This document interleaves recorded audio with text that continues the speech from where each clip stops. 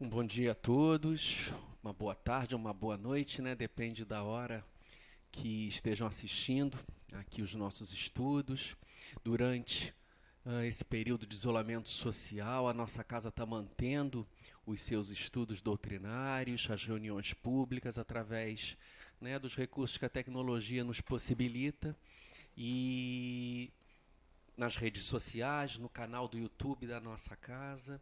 Então nós convidamos sempre a todos que acompanhem tudo da nossa casa, os horários, né, diariamente, na parte da manhã, segunda, quinta e sábado também no horário da noite. Nós sempre estamos com palestras novas. Então, como sempre fazemos, vamos dar início colocando a figura de Jesus, nosso mestre.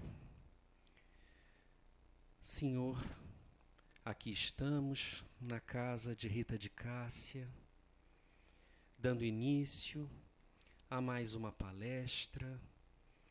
Permite, mestre, que os nossos canais possam ser potencializados, que possamos melhor aprender todo o conteúdo dessa doutrina tão abençoada que nos será trazido, pedindo uma bênção muito especial para o nosso companheiro Antônio Carlos, que trará os seus estudos no dia de hoje. E pedimos então, mestre querido, a tua permissão, a permissão dos guias espirituais responsáveis pelos estudos da nossa casa, mas sobretudo a Deus nosso Pai, a permissão para darmos por iniciado o estudo na noite de hoje. Graças a Deus. Então, conosco, nosso companheiro Antônio Carlos, que vai dividir conosco o fruto dos seus estudos. Queridos companheiros, que a paz do Mestre Jesus continue conosco. O que nos cabe nesse nosso estudo de hoje é o Livro dos Espíritos, né, as questões 536 a 540, que tratam da ação dos espíritos. Né? Só lembrando, o Livro dos Espíritos é a obra primeira, é que marca o início da codificação espírita, a doutrina espírita organizada, codificada por Allan Kardec, lançada pelo Livro dos Espíritos em 18 de abril de 1857, com 580 perguntas, e depois revisto na segunda edição, que é o livro que a gente adota hoje em dia, com pouco mais de 1000 questões, acho que 1019, uma coisa assim. Né? E só lembrando que a doutrina espírita ela tem algumas coisas de bastante revolucionárias, ainda mais quando vistas do século XIX. Né?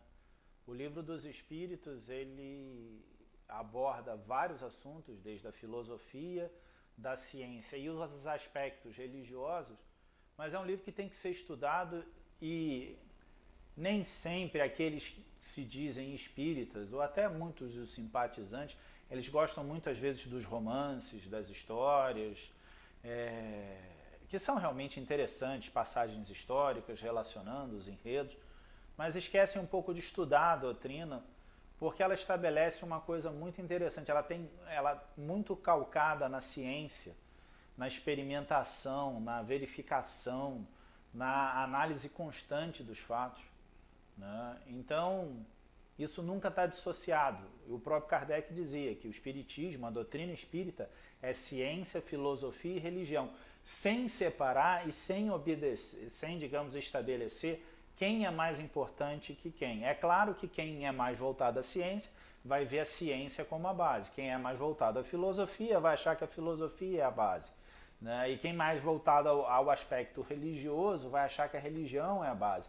Mas é porque elas se misturam. É interessante a gente notar, porque a nossa sociedade ela se dividiu muito. Né? A gente divide muito a coisa. Né? A gente criou a área humanas, a área médica, a área técnica, como se na natureza a coisa acontecesse de forma inseparada. Os exemplos são as muitas engenharias que temos. Vocês já viram, por exemplo, um problema da natureza ser só de uma determinada área? Não. Né? Parem para pensar, a nossa epidemia, a nossa pandemia, deve-se a um abuso do homem da natureza. Né? E é justamente a primeira pergunta que se faz. Se quando a gente afeta a natureza, esses grandes desastres, eles são, no fundo, uma consequência, uma vingança, alguma coisa? Não, é um ato da lei de Deus. É feita a lei de Deus. Nada é feito sem se executar a lei de Deus. É claro que, eventualmente, os espíritos participam, mas eles participam executando aquela lei. Eles não violam a lei. Tanto que, por exemplo, uma máxima, o materialista, ele espera, para ser demovido do seu materialismo, que ele encontre, por exemplo, um materialista seja cientista, ele vai encontrar uma determinada equação mais Deus, onde Deus é algo externo que aí influencia. Só que não, o que a doutrina nos fala é que Deus é interno a tudo, né? Estamos imersos numa realidade que é muito, mas muito mais complexa do que a gente pode imaginar. Hoje a gente tem uma certa ideia da nossa ignorância. Para pensar, o homem não é o animal mais forte, não é o mais rápido, né? Não é o que vê melhor, não é o que cheira melhor, não é o que respira melhor, não é o que tem mais neurônios, não é o que tem o maior cérebro, né? A gente, das qualidades, a gente não tem a máxima de nada, mas somos a espécie dominante do planeta. E somos a única espécie capaz de destruir o planeta, porque nós inventamos a bomba atômica, né? Há uma infinidade de bombas atômicas que, se disparadas, destruiriam o planeta várias vezes. A gente já tem o absurdo de poder destruir o planeta diversas vezes, né? Mas repara só, esse domínio técnico que a gente tem, né, é similar ao que os espíritos mais elevados têm dos princípios da natureza. Eles têm um domínio maior da execução das leis. Eles não violam as leis, eles executam as leis. Um exemplo nosso prático. No nosso saudoso passe, que a gente sempre tem ao final das nossas reuniões, né, e eu achei tão engraçado que o que eu mais sinto falta na exposição pública sem gente é aquele momento que a casa se aquieta e se dá o passe em quem está presente. Mesmo eu não recebendo passe, não estou dizendo que eu estou com saudade do passe, mas estou com saudade daquele rito, daquela... que parece que realmente se acalma ali, e é como se você respirasse um pouco e, estou renovado agora para voltar para a minha vida da casa para o lado de fora. Nesse momento do passe, é uma doação de energia, né? O médium, através de um movimento das mãos, doa energia àquele que recebe. Essa energia, ela pode ser totalmente dispersa em quem a recebe, como ela pode ser absorvida e executar atos de recuperação, de renovação. Vai depender o quê? Do estado psíquico de quem recebe e também do estado psíquico de quem envia. Então, quando o Kardec fala da natureza, ele vai mostrar que, primeiro, tem uma hierarquia muito maior do que a gente imagina. Parem para pensar, vamos ser materialistas, vamos construir um edifício, né? Concorda que há ordens de conhecimento diferentes entre quem planeja, quem executa e quem, digamos, constrói o edifício? Pensando na parte ainda do conceito, vai ter aquele que vai ter um conceito, vai ter aquele que vai conseguir mexer nos materiais e aquele que vai trabalhar a obra como um todo. Esse envolve o quê? Diferentes níveis de conhecimento da execução, dos materiais, da construção civil, de todos esses aspectos, que implicam que são pessoas de formação diferente e experiências diferentes. É a mesma coisa que acontece na natureza. Vai haver espíritos mais simplórios, mais ligados à execução sem nenhum questionamento, que simplesmente executam, e outros que planejam aquilo ali. Um exemplo interessante, bem ligado a essas questões, isso foi mais ou menos 1977, 76. Né? Eu sou filho de espíritas, então meu pai sempre tinha uma história para contar. Essa história ele vivenciou quando um companheiro que ajudava, desencarnado, que ajudava a coordenar a casa, falaram que eles, mais um outro grupo de espíritos, se reuniram para afastar, né, deslocar do Rio de Janeiro um grande temporal, porque se ele caísse aqui, o número de mortes seria muito elevado. Um outro exemplo que também é curioso e que deriva do meu pai desencarnou em 2003, né? E eu sempre falava que ele é que deu sorte, porque depois que ele desencarnou, o mundo ficou bem mais complicado. Porque o início do século XXI estava cheio de esperança, né? Era a Europa unida em bloco, as barreiras seriam caídas, era uma moeda toda na Europa, um lugar tão permeado por guerras, tão conflituoso, né? Só imaginar, desde que o homem é homem, a Europa teve um sem número de guerras, né? Então domina-se, briga-se, aquilo ali pacificado, uma moeda, um bloco, a gente pensando que todo mundo altivo, vivendo o terceiro milênio, e aí tinha aquelas coisas daquela alegria do terceiro milênio. O Dr. Jorge André, médico, psiquiatra, né, membro do Instituto Cultura Espírita, fala assim, calma lá, gente, o terceiro milênio é o terceiro, mas é milênio, a gente está só no iniciozinho, né? E parece que ele estava prevendo, porque depois o mundo se desandou, né? A gente vê, recrudesceu um tanto o amor que há na alma das pessoas, há uma necessidade belicosa das pessoas. Se você discorda de mim, você é meu adversário. O que, diga-se de passagem, a doutrina espírita é expressamente contra. Ela advoga, ela garante que todo indivíduo tem direito à sua opinião. E a nossa opinião não é a mais certa. É aquela que é melhor para nós, né? O Espiritismo, aqui no Livro dos Espíritos, tem uma pergunta que é interessantíssima, que Kardec pergunta: há religião certa? E os Espíritos respondem não. Porque, afinal, se Deus é infinito, infinitos caminhos hão de levar a Ele. Então, alguns indivíduos vão se sentir mais ou menos atraídos a essa ou aquela postura religiosa. Então, o que aconteceu? Meu pai desencarnou, o mundo fazia essa confusão, e eu sempre ficava até brincando na palestra, que ele e os companheiros dele, que eram os espíritas da primeira hora, da época do Pacto Áureo, que até um dia eu conto essa história, da briga que teve no movimento religioso, porque também tem isso, o espírita não é melhor que ninguém não, a gente briga e quando briga é para valer, né? Toda a briga no movimento espírita, e eu falei, vocês são bem, porque estão vivendo aí do lado de lá, coisa mais tranquila, né? Aqui a gente está nessa confusão toda. Eu levei uma bronca dele, porque ele falou assim, você tem ideia do quanto a gente trabalha para que as coisas não deem mais errado do que está acontecendo? Aí foi aí que eu me toquei, né? Eu lembrei da queda do Muro de Berlim e digamos, a decomposição, o cair da União Soviética, 180, se eu não me engano, mísseis nucleares espalhados pelo território, que foi quebrado em nações distintas, que podiam ser disparados e se disparassem o mundo acabava, e não acabou, né? Aquilo ali foi um ato tremendo de um grande esforço de paz daquilo ali. O quanto as coisas podiam dar muito errado e não deram, isso a gente não se toca. Por mais difícil que seja o momento que a gente está vendo, ele poderia ser muito mais desafiador. Imaginem se houvesse falta de suprimento, se tivesse falta de comida, né? Eu até ontem, enquanto eu estava revendo a palestra, estava vendo, eu sou poluído, né? Então eu deixo a televisão me fazendo companhia. Aí eu vi na chamada falando de uma operação Inverno Escuro, né, que era um teste que o governo americano fez do que poderia acontecer numa pandemia desordenada.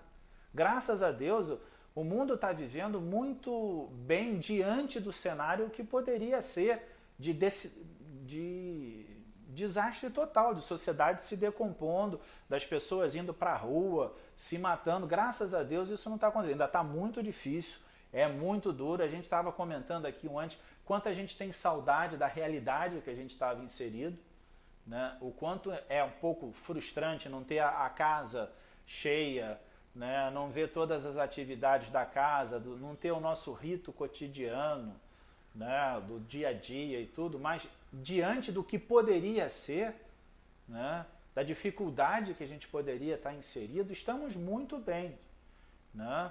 Estamos, digamos assim, não é no melhor dos mundos, mas estamos no mundo que é mais adequado para o nosso crescimento, para o nosso desenvolver. Há ainda no mundo grandes injustiças, né? O Martin Luther King falava que para o mal se propagar basta o homem de bem não fazer nada. Daí a importância da gente lembrar o trabalho que a casa tem, apesar dessa confusão toda, né? A busca, eu até lembro sempre, está chegando o inverno, graças a Deus esse ano o inverno está sendo bem ameno. Um colega meu brincou que disse que o inverno levou falta esse ano, né? Porque não, mas imagine nossos companheiros na Rocinha, quem conhece a casa aqui, sabe que a casa ajuda muito o pessoal da Rocinha, tem a campanha do cobertor, que a gente está fazendo de forma virtual, né? Ou seja, apesar de todas as dificuldades, a casa continua operando no que é a parte mais importante da doutrina, esse assistencialismo, essa nossa capacidade de ajudar. É claro que, como estamos inseridos na matéria, temos necessidades materiais. E, se queremos construir um mundo melhor, temos que compartilhar com os outros. Agora pensem o seguinte, se nós, ignorantes, falhos, cheios de dificuldades, cheios de limitações, conseguimos enxergar o outro e as necessidades de trabalho e cooperação com o outro, aqueles que estão mais evoluídos em realidades um pouco mais, digamos assim, amplas, é claro que eles conseguem perceber esse potencial de forma muito mais bela.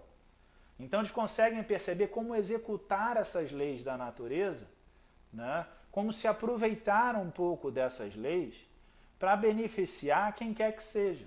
E é interessante que Kardec pergunta, o homem é o objetivo das leis?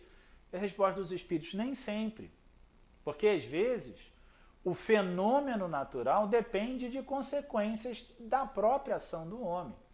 A pandemia, no fundo, surgiu porque o homem avança sobre a natureza de forma, digamos, um tanto desordenada e se achando senhor do mundo. Certos vírus limitados a áreas onde não havia população humana começam a chegar na população humana. A gente tem que entender que temos que respeitar a natureza. A natureza não é algo que a gente simplesmente vai lá e pega. Mas é engraçado, porque se você parar para pensar, o homem tem essa ideia que a natureza é uma mãe dadivosa que dá. Até da ideia do pecado capital, você vê o pecado primordial, né? Adão pega a maçã, sem nenhuma conjectura se vai haver alguma demanda por aquele ato. Então a gente tem essa ideia, ainda como sociedade, achando que a natureza é algo que nos serve, mas não. É algo que estamos inseridos, ela é copartícipe. Nós afetamos o meio e o meio nos afeta. Não é uma relação unívoca, né? É biunívoca. Você afeta e é afetado. É essa realidade que a gente está inserido. E nesse processo, é claro que essa interação ela é muito mais extensa do que a gente consegue conceber. Kardec segue perguntando, falando, poxa, as sociedades primitivas tinham muita da coisa do fenômeno mediúnico, né? Mas, tirando o fato de que achar que todo fenômeno era associado a um ser, né, já tinha essa parte mediúnica. Aí isso estaria equivocado de associar um fenômeno físico a uma entidade que controla?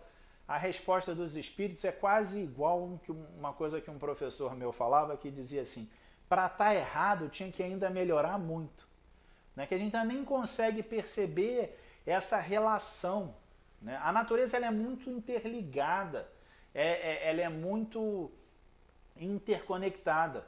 O pessoal do meio ambiente gosta de falar aquela frase, uma borboleta batendo asas na China causa uma tempestade na Amazônia. E é um pouco isso, esse efeito avalanche que vai causando, a gente não consegue concentrar, né? E identificar eventualmente a causa de certos problemas. Né?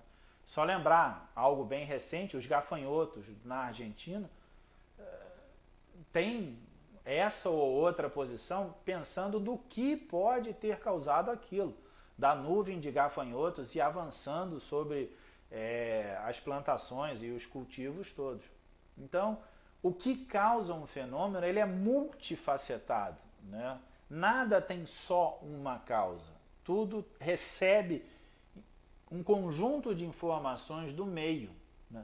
Repara, é igual a gente, nós somos bombardeados pelo meio o tempo todo. Né? A gente acaba reagindo a esse meio. Daí a importância da boa leitura, da boa música, do bom ambiente. Daí por isso que pessoas como eu preferem muito mais vir fazer a palestra no Rita, porque a gente conta com a ambiência da casa, do quanto a casa nos faz bem, no quanto nos sentimos bem mais confortáveis aqui do que gravando na casa e na solidão da casa, porque aqui pelo menos a gente tem uma interação, né, ainda que pequena, mas é uma interação fora daquele círculo dos confinados imediatos. Então a gente nota as oportunidades que são dadas, a gente tem que enxergar isso. Ver o lado bom das coisas é importante, né? Entender que não é uma vingança, os fenômenos da natureza, as ações de Deus, não são de forma punitiva, não é um Deus vingativo que acha, você vai ser punido para ser testado. É um Deus que estabelece leis perfeitas e você vai sofrer as consequências delas. Se você as segue, você prossegue.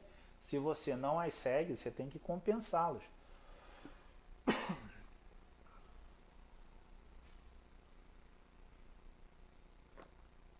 Vejamos aqui. Uma questão que pode suscitar é que ele fala que quanto mais longe da matéria, maior a quantidade de espíritos que o organizador desses fenômenos naturais pode coordenar e vai numa escala meio, digamos, decrescente, né?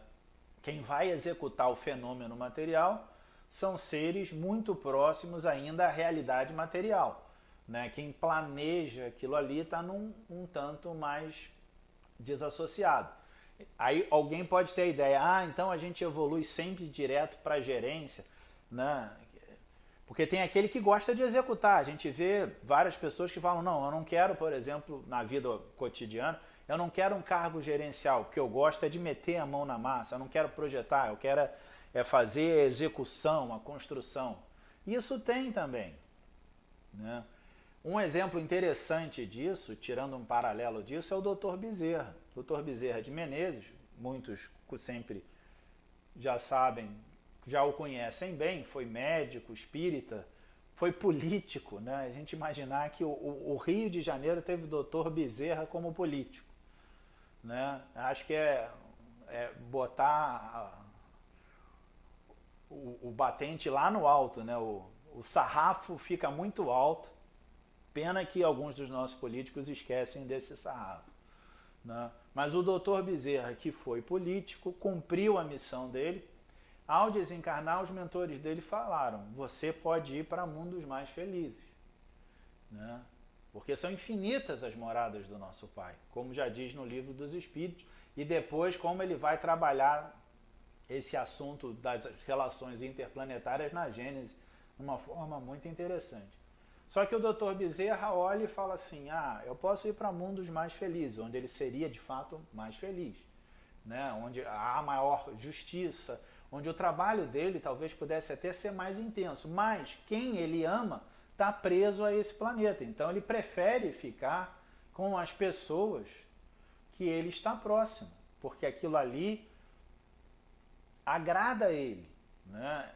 Reconforta o seu coração, ter a oportunidade de estar perto dos seus queridos. A espiritualidade, ela trabalha num processo, digamos assim, de otimização das potencialidades do ser, quase que ao extremo, né? O professor Rubens Romanelli, né, que foi um professor de Minas Gerais, espírita, desencarnou falando 26 línguas e falava muito humildemente que depois da sexta era fácil, né? Desencarnou por desastre. E contou que a primeira atividade que ele teve na pátria espiritual era acudir os desencarnados por desastre, porque ele, ao ter desencarnado por desastre, sabia a confusão mental que o indivíduo passava, né? Nada melhor para ajudar alguém que passa por um grande processo de desafio do que uma pessoa que conhece bem esses mecanismos. Não é muito diferente do que a gente pensa. Quem é melhor para estudar um doente mental? Um psiquiatra que passou a vida toda se dedicando a isso, tentando entender isso. Né? Aí a doutrina espírita nos mostra um degrau ainda maior, porque eventualmente o indivíduo experimentou aquelas sensações, conhece aquelas limitações, entende aquelas dificuldades e é a melhor pessoa para se chegar, para tocar o indivíduo e buscá-lo, né? Para que ele saia daquele processo. Né? Esse encadeamento de funções, né? A ação do ser no meio, né? Lembrem só o seguinte, ele não vai atuar violando as leis. Né? O Arthur Conan Doyle, que foi mais conhecido pelo mundo como o autor de Sherlock, ele foi um bom historiador do espiritismo até o século XIX da Europa. Né? Ele fez vários trabalhos, né, comentando a evolução dos fenômenos espíritas na Europa como um todo. E num desses livros tem uma passagem mostrando como aquela verve irônica do inglês, né, que é um tanto, às vezes, amargo, né, que era um médium flutuando e um oficial daquele inglês multando o médium porque ele tinha violado a lei da gravidade.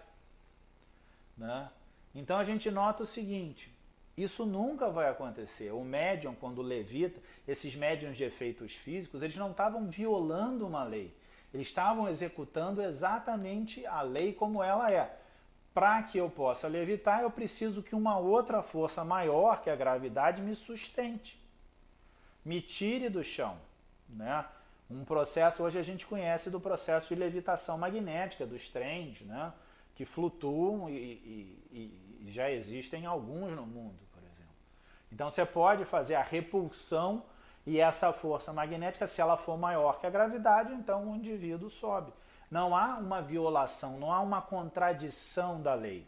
O milagre, segundo o Espiritismo, não é uma exceção à lei, e sim uma execução à letra da lei, se explorando todos os benefícios da lei.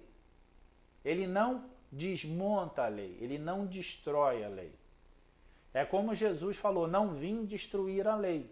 O Espiritismo também não vem para destruir os valores do Cristo, mas sim para renová-los, colocá-los com uma nova ótica, não hierárquica, lembrando que estamos juntos, somos seres num processo de constante reencarnação.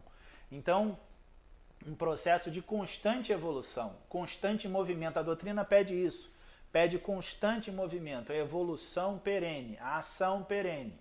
Não podemos ficar parados. E uma coisa muito interessante, sempre bom lembrar, a doutrina dos espíritos nos garante, não involuímos, não andamos para trás. Viemos aqui para andar para frente. Na pior das hipóteses, a gente fica onde está. A gente não dá um passo para trás, a gente pode ficar parado.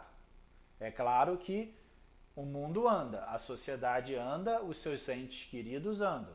Todos se movimentam. O universo todo está em constante movimento. A gente não percebe isso porque somos seres ainda muito pífios, né? Eu gosto muito de uma frase do Pitágoras que dizia que a gente não escutava a lei, a música que permeia o universo, porque como a gente já nasceu em meio a ela, a gente fica um tanto surdo a isso. E é fato, há um universo belíssimo, há uma realidade belíssima, né, diante de nós. É um planeta que levou 4 bilhões de anos para chegar aqui. Ainda tem mais 4 bilhões de anos. Né? Vocês imaginem o quanto devia ser hostil esse planeta nos seus primeiros momentos, com seus vulcões, suas tempestades, anos e anos e anos de chuvas torrenciais para movimentar os oceanos, criar os oceanos. Os movimentos das placas tectônicas montando o planeta, né? O afastamento, a África e a América do Sul era uma placa tectônica só, e aqui elas vão se separando.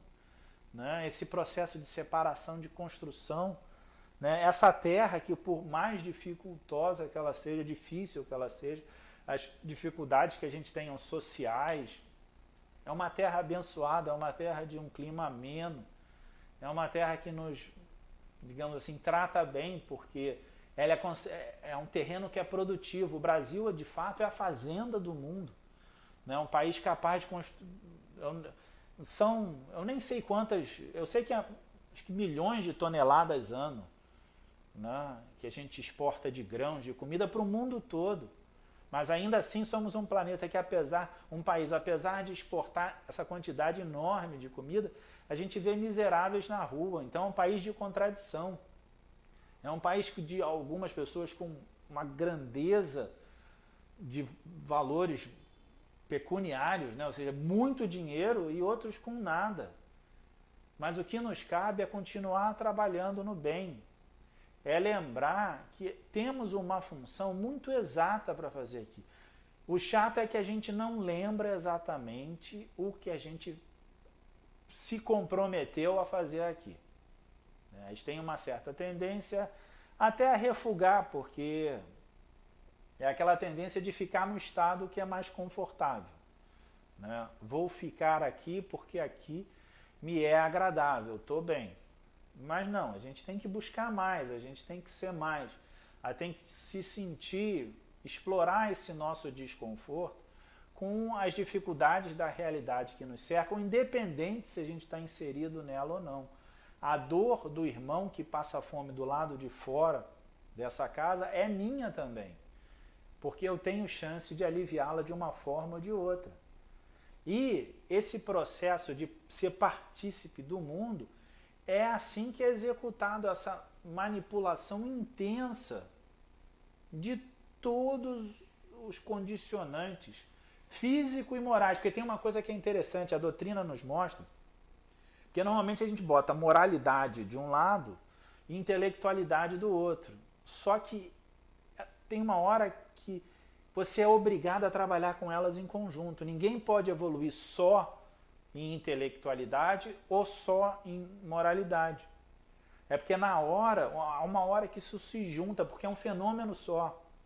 É um pouco lá atrás, ainda não nessa parte, mas bem mais na primeira parte, quando o Livro dos Espíritos mostra que livre-arbítrio e pré-determinismo, que a princípio representam duas escolas filosóficas excludentes, ou você acredita num ou você acredita no outro, a doutrina nos mostra que eles coadunam, eles são parceiros, né? Há um pré-determinismo do bem dentro da gente, porque Deus é infinitamente bom e justo, né? E nos cria com essa potencialidade.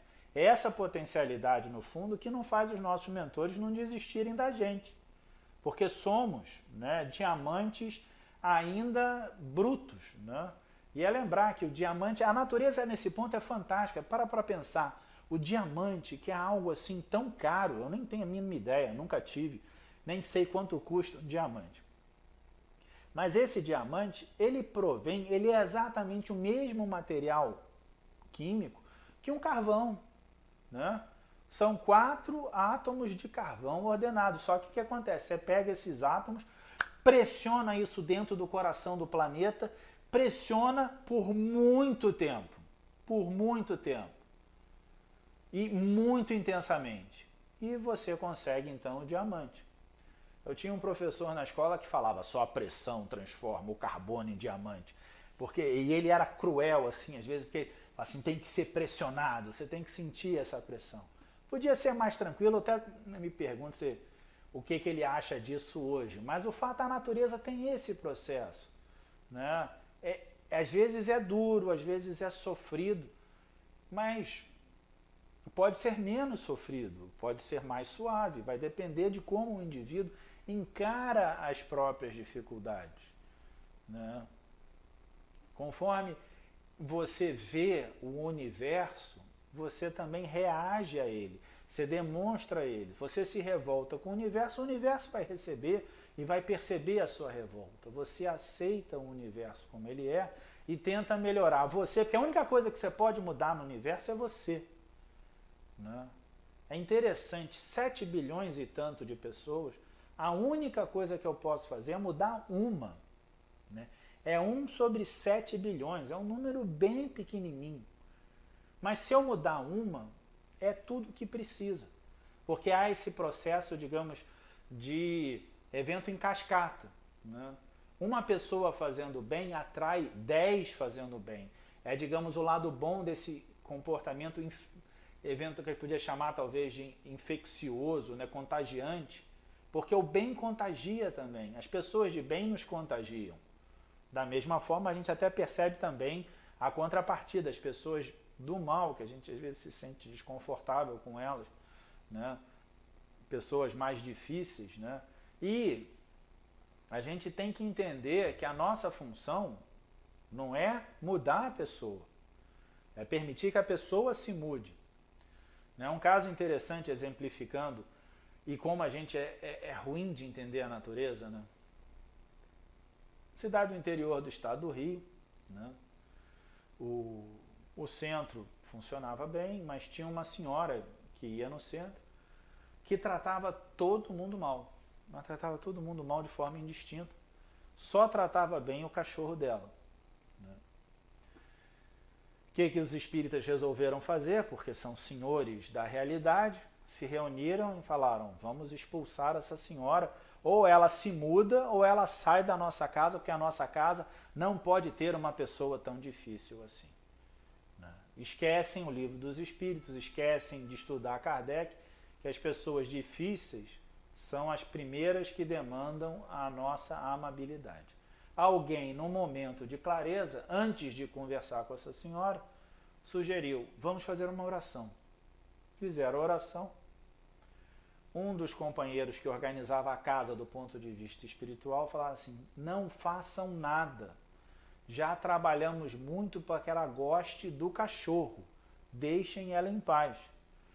Ou seja, o afeto minúsculo que ela tinha de só dedicado àquele animal era o que ela conseguia. E foi o que eles conseguiram induzir nela, que ela tivesse aquilo. Aquilo ia se romper caso eles falassem assim, não, você não vai, não volta na nossa casa. Eu quero crer, acabei não perdendo contato com as pessoas que lidaram com esse caso, é um caso real que aconteceu, mas eu gostaria de saber que eu acho que ela foi capaz de amar além do cachorro, começar a gostar das pessoas. Esse processo de transformação na natureza é o mesmo de nós. Não estamos separados da natureza, como eu já vinha dizendo, não estamos à parte, somos inseridos. Obedecemos às leis do universo. Né? A gente não viola lei nenhuma, como eu já tinha dito. Estamos inseridos e nessa realidade de estarmos inseridos no universo é que a gente tem que entender. O nosso trabalho é importante, é diminuto, é pequeno, mas é melhor que ele seja feito.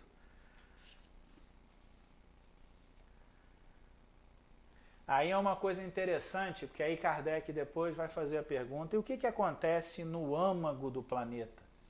E é claro que ele estava se referindo no fundo porque as tradições religiosas anteriores ao Espiritismo colocavam que as regiões excelsas estão acima, né, do orbe e as regiões abissais dentro do centro do nosso planeta, né? E ele fala que nessas regiões não necessariamente precisa habitar espíritos, e até tem alguns espíritos que trabalham na organização planetária, porque esse centro do nosso planeta, ele responde por toda a organização do magma. Né? Todo esse equilíbrio, a gente vê quando acontece algum desequilíbrio nisso, surgem os maremotos, os terremotos. Então existem companheiros, espíritos desencarnados que atuam nessas regiões dentro do centro do planeta. Mas eles não habitam lá, eles não demandam, eles não têm necessidade de habitar lá. É interessante a gente reparar que quanto mais liberto da matéria, mais livre está o espírito para transitar em todas as áreas do planeta, porque para ele passa a ser muito fácil, né? É muito trivial isso. Repara que a gente, de certa forma, já tem um pouco a ideia disso. Antigamente, a gente queria encontrar uma pessoa longe, era necessário, obrigatório que você viajasse. Hoje, a gente vê que, diante da pandemia, é totalmente possível você encontrar pessoas de lugares distintos no mundo, ao mesmo tempo, nenhuma delas saindo do seu próprio lar. Na Revista Espírita, né, há uma passagem que se fala um pouco de uma festa em Júpiter, onde as pessoas vão com as suas casas. Eu estava pensando que era uma espécie de reunião de Zoom da parte espiritual, né? Deve ser a evolução da reunião do Zoom, né? Aquele encontro onde a gente vê cada um na sua casa e comungando ali, como a gente já teve, todo mundo já deve ter tido a chance de ter algum aniversário, algum evento familiar via a internet, é mais ou menos um pouco disso. A gente começa a perceber que a gente vai se adequando, né? André Luiz, no nosso lar, falava assim, e de repente os espíritos puxam uma tela e projetam uma informação. Eu falei, meu Deus do céu, o que é isso? É cotidiano, todo mundo já vê isso nas salas de aula, se tornou corriqueiro, né? Eu fui de uma geração que a gente assistia um desenho animado e no desenho animado as pessoas se viam, né, pelas telas e a gente falava, isso nunca vai acontecer, né? É a coisa mais cotidiana do mundo. E a prova que a gente acha esquisita é que uma vez eu viajei a trabalho, meu filho, o caçula, era bem pequeno, aí eu falava com a família no computador, aí parecia só a minha cara no computador, meu filho foi para trás da mesa e ficou passando a mão, porque se a cara do pai estava aqui, o resto do corpo tinha que estar em alguma área ali. Você vê que é extremamente contraintuitivo isso. E agora se torna, a gente vai se adaptando, a gente vai, conforme a gente descortina a realidade, o que a gente acha impossível, improvável, se torna corriqueiro. As distâncias de fato acabaram. Ainda temos distâncias a serem rompidas, dificuldades a serem executadas, ainda temos muito a caminhar. Mas o mundo já caminhou muito, então nota que essa sociedade já mudou muito, né? O nosso planeta já mudou muito. Pensem da dificuldade que a gente tinha, por exemplo, até de coisas triviais. Você queria o queijo de Minas, você tinha que ir a Minas, era raro, era difícil ter aquele queijo de Minas desse jeito aqui, e que é aqui do lado. Hoje a gente vê queijo de tudo quanto é canto do mundo, aí às vezes outro queijo que se fazia em tal lugar consegue ser feito tão bem, ou às vezes melhor aqui no Brasil. Temos, o mundo mudou, é de fato uma aldeia global, e como é aldeia global, finalmente a gente consegue perceber que é uma realidade só. A gente não pode achar que os destemperos de um ou outro país ao meio ambiente na sua área são direitos deles. Como também o Brasil não tem direito de devastar, de destruir a sua área, a sua natureza, porque não só o Brasil vai pagar por isso, não só os brasileiros pagarão por isso, o mundo todo paga por isso. Então é importante a gente entender que estamos inseridos. E estamos inseridos num nível muito maior, não é só essa aparência material. A realidade, ela é muito maior do que a gente imagina. Então é um processo de trabalho constante. É necessário a gente sempre ter em mente que o trabalho transforma o homem. Por mais que a gente queira sempre valorizar o período do não trabalho, né, a nossa sociedade ela foi construída que você trabalha para acumular aquilo que você vai gastar no seu período de não trabalho. Só que vem a doutrina dos espíritos e diz que trabalho é qualquer ação no bem, não é só a do sustento material. Então é a caridade do ouvir, a caridade da palavra, o ombro amigo, o abraço amigo quando possível, né? Então estamos inseridos nisso, né? Somos seres universais, num processo de evolução constante, de trabalho constante. Isso a gente não pode esquecer. Viemos aqui para trabalhar, não reencarnamos a passeio.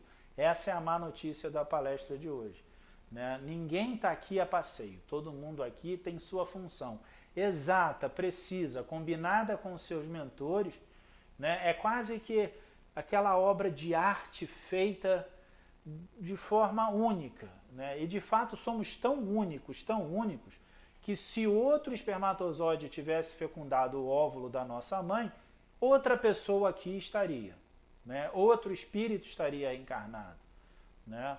É um conjunto muito tênue, muito preciso, para que aconteça. Então a gente tem que valorizar isso, saber que não estamos abandonados pela criação, estamos inseridos na realidade. O amor de Deus, o amor de Jesus, o amor dos nossos mentores, ele nos permeia, ele nos inunda. Esse amor tem consequências físicas, ele renova a alma, ele renova as esperanças, ele tranquiliza o coração, ele afaga o nosso corpo como completo.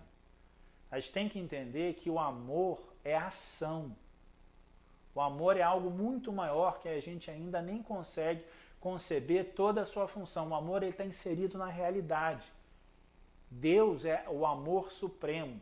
Nós somos a obra do amor supremo de Deus. Então que a gente tenha no nosso coração essa certeza, essa tranquilidade que estamos amparados. Né? A natureza não trabalha contra nós, ela trabalha a nosso favor. Nós temos que trabalhar em favor da natureza também. Isso já é necessário, isso não pode ser esquecido. Estamos inseridos, somos um só com o universo, somos um só com o Pai. E que a gente tenha certeza nesse uníssono de paz, de tranquilidade, de confiança, de esperança que o amanhã há de ser melhor, que eu me despeço. Que Jesus nos abençoe e nos proteja, hoje, agora e sempre. Muito obrigado, Antônio Carlos, por tanto material para as nossas reflexões, que certamente nos proporcionarão, né, muita possibilidade de entendimento, desenvolvimento de tudo que a gente precisa, né, saber, entender na nossa encarnação. Vamos então, mais uma vez, elevar os nossos pensamentos à figura de Deus nosso Pai, Senhor da vida. Ao final desse estudo, Pai querido, nosso sentimento é de gratidão. Que possamos, a partir de todas as reflexões trazidas, trabalharmos dentro de nós, Pai. Que possamos identificar em cada um de nós filhos amados Teus, Pai. Mas ainda tão pequeninos que somos, Senhor da vida, ainda precisamos muito Te pedir. Envolve a cada um de nós, Pai, nesse Teu amor infinito. Fortalece a nossa vontade de acertar, Pai.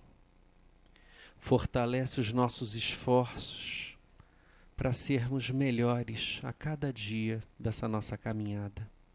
E pedimos também, Pai, fica com aqueles que nesse momento mais têm necessidade desse Teu amor.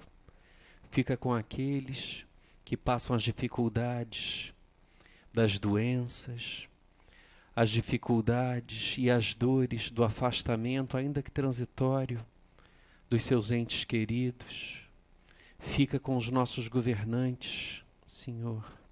Fica com aqueles que vivem sob o terror, sob o medo.